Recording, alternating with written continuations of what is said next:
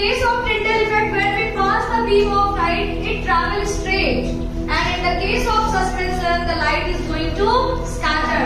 Similar process is going to in case of collide. Now we are going to learn it, or we observe it with the help of experiment or with the help of an activity.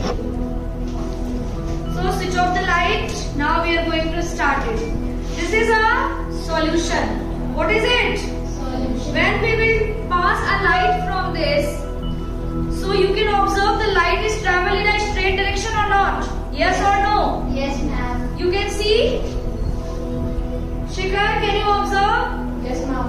Light is going in a straight line like this. And you can observe also no particles is travel on the upward direction. Isn't it? So this is a type of solution in which no Tyndall effect is showing. Now the second one, that is a suspension. This is a suspension, and now the particles in this is scattered.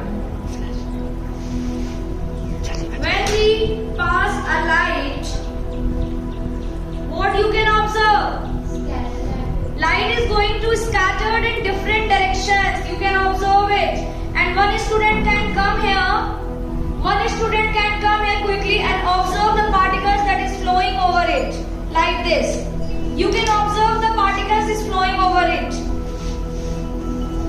Apur, Huh? light is scattering or not?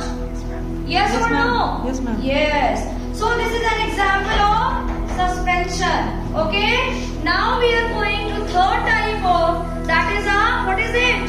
Colloid. It is a colloid. And in this also a little amount of Tyndall effect is showing.